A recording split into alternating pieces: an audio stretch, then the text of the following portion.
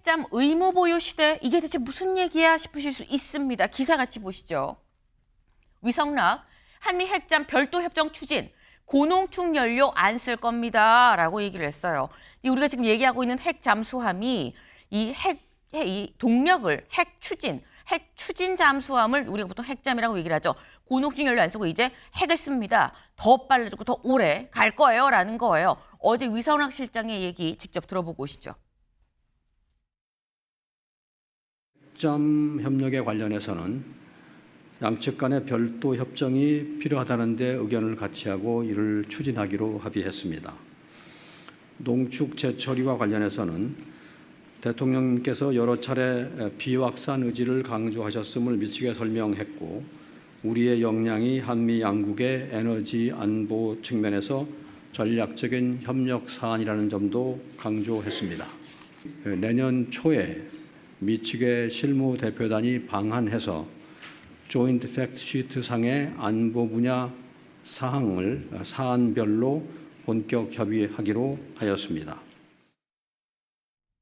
네, 핵잠 관련해서 별도로 협정을 맺고 차곡차곡 한 단계 지금 실무선에서 밟아 나가고 있습니다라는 의미가 되는 거겠죠. 이 지금 무리 없이 잘 좀 진행이 되고 있구나라는 생각이 드는데, 제가 아까 말씀드렸죠. 오늘 새벽에 들어온 소식, 조선중앙통신을 통해서 김정은 위원장이 직접 뭐라고 얘기를 했느냐 같이 볼까요?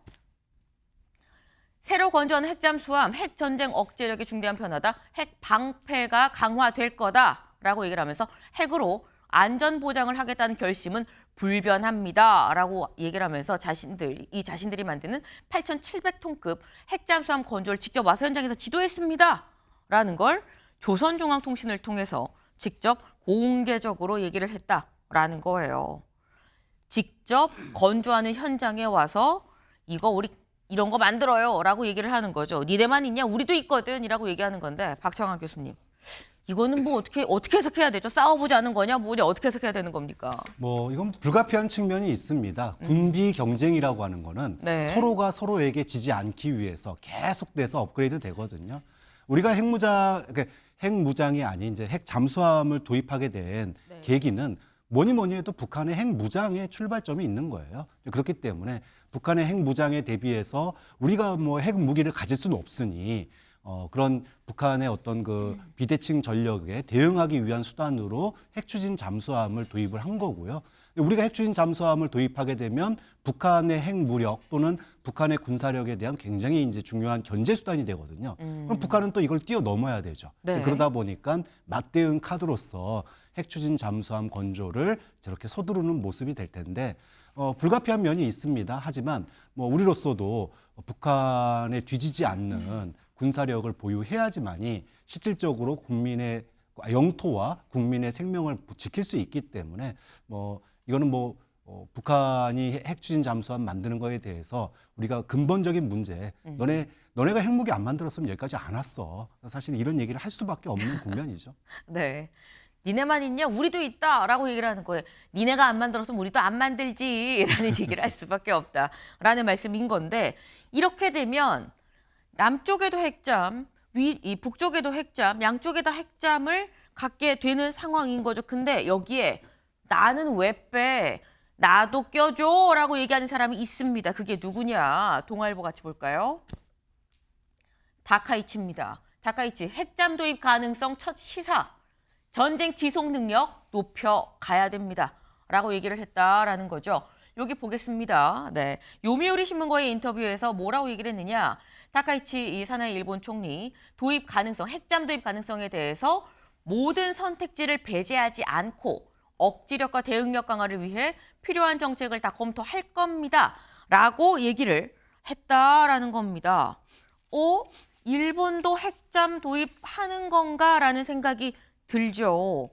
만약에 일본도 이걸 도입한다 그러면 이제 어떻게 되는 거냐? 저희 지도 같이 보죠. 그럼 이렇게 되는 겁니다. 북한도 있고요. 우리도 있고요. 일본도 있고요. 네. 사실 저 위에 중국은 진즉에 있었죠. 이렇게 되면 최수영 위원님, 동북아가 지금 다 보유했다라고 지금 봐야 되는 거예요. 이거 괜찮은 건가 싶기도 하고 전쟁 나면 진짜 큰일 나겠다 싶기도 하고요.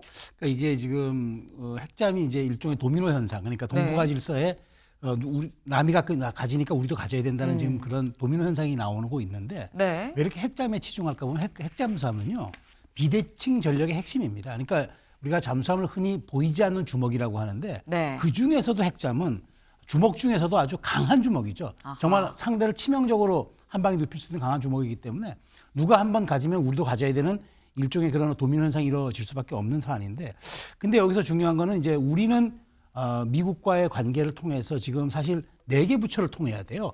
국무부, 전쟁부, 그다음에 국토안보부, 에너지부. 그래야 겨우 우리가 25% 이제 우라늄 가지고 이제 핵잠 만드는데, 북한은 아마 이미 기술이 돼 있고 농축이 있어서 우리보다 훨씬 고퀄리티의 아마 핵잠을 보유할 수도 있을 거예요. 네. 근데 이제 문제는 일본인데, 일본은 사실상 지금 저렇게 얘기하지만 억지력과 대응력 강화라고밖에 총리가 얘기하지 못해요. 왜냐? 자위대이기 때문에. 일본은 공격을 선제적 공격을 할 수 있는 군대가 아니에요. 이미 네. 그거는 이제 국제법에 따라서 방어만 할 수 있는 거 되는데, 그러니까 이 다카이치 얘기인 거죠. 한국 갖고 북한 가지면 우리도 가져야지. 자위 차원에서라고 얘기를 하는 건데, 핵잠이 과연 자위의 수단일까라는 사실 그거는 아까 제가 말씀드린 대로 강한 보이지 않는 주먹이거든요. 그렇기 때문에 어쨌든 이렇게 도미노 현상이 동북아 질서에 어떤 또 안보 환경을 불러올지는 모르겠으나, 어찌됐건 이 지금 핵잠이 우리가 이번 정상회담에서 불러일으킨 핵잠이 굉장히 큰 나비 효과를 불러일으키고 있다. 이 팩트만큼은 분명히 보입니다. 네. 지금 보이지 않는 강한 주먹을 보통 핵잠이라고 얘기를 하는데, 이게 너도 나도 주먹들을 다 하나씩 가지고 보니까 누가 일단 시작을 하면 진짜 큰일 나는 그런 상황이 됐다라는 거죠. 네. 근데 이런 상황에서 제가 아까 오늘 새벽에 들어온 속보입니다라고 말씀을 드렸죠. 북한이 미사일을 쐈습니다. 네. 신형 장거리 대공 미사일 우리가 동해상으로 시험 발사했어요. 200km 상공에 있는 거 우리가 이거 격추했습니다. 라고 얘기를 했습니다. 일단 북한에서 밝히기로는 신형 장거리 대공 미사일이라고 얘기를 하는데, 이게 지금 뭐 한 발도 아니고 뭐 수발을 쐈다고 해요. 근데 기본적으로 장거리라고 하면 이건 우리 남쪽이 아니라 다른 나라를 좀 겨냥한 거 아닌가라는 생각이 들거든요, 박 교수님. 네, 우리가 뭐 장거리 그러면은 ICBM급이 아니면 이제 중장거리 정도로 얘기를 하거든요. 그러면은 좀 북한 같은 경우에는 괌이라든지 이제 소위 말하면은 그 미군의 기지가 있는 그런 그 아시아 태평양 지역에 있는 그런 기지들을 타격으로 목표로 하는 그런 미사일들을 중장거리 미사일이라고 하는데, 아마도 미국 본토를 겨냥할 수 있는 ICBM급은 아닌 것 같고, 그렇게 본다면은 중장거리 미사일 정도가 시험 발사 대상이 아닐까 싶어요. 그런데 앞서 얘기했지만 우리가 핵 잠수함이라고 하는 거는 다른 디젤 잠수함과 다르게 뭐 보름이나 한 달 만에 이렇게 바다 위로 올라와야 되는 잠수함이 아닙니다. 네. 몇 달이건 물속에 있을 수 있는 거죠. 그러다 보니까 핵잠수함을 가지게 된다라고 하는 거는 쉽게 얘기하면은 미국 앞바다까지 진출할 수 있는 거예요. 네. 그런 그 가능성이 있는 거고, 이제 그렇게 되면 꼭 장거리 미사일, 그러니까 ICBM이 아니더라도 여러 가지 이제 군사적인 목표 타겟을 활동할 수 있는 활동성이 넓어지게 되는 거죠. 이제 그런 점에서 아마도 이제 북한은 핵 추진 잠수함이 완성되기 전까지는 물론 핵추진 잠수함이 완성된다고 하더라도 포기하진 않겠지만, 네. 그때까지는 미사일, 중장거리 미사일, 또 장거리 미사일 이런 실험을 계속하면서 우리 건들지 마, 우리 너네한테 한번 먹일 거 있어, 이런 이제 과시를 지속적으로 해 나갈 수밖에 없기 때문에 앞으로도 장거리 미사일 시험은 당분간 계속 될 거다 이렇게 예측을 합니다. 네. 사실 장거리 미사일과 대륙간 탄도 미사일은 조금 다르긴 합니다. 대륙간 탄도 미사일은 대륙에서 대륙으로 가기 때문에 5,500km 이상을 얘기를 하죠. 그리고 장거리는 한 2, 3천에서 5,500km 그 미만에, 하지만 먼 거리를 얘기를 하는 건데, 지금 말씀은 핵잠이라고 한다면 저 바다 밑으로 조용히 미국 앞바다까지 갈 수 있기 때문에, 여기에 장거리가 플러스가 된다 그러면 거의 전체 어디든 다, 그러니까 이 위험 범주에 또 속할 수 있는 거 아니겠느냐라는 취지의 말씀은 좀 이해가 됐습니다. 이런 상황에서 사실 타이밍도 중요하죠. 미사일.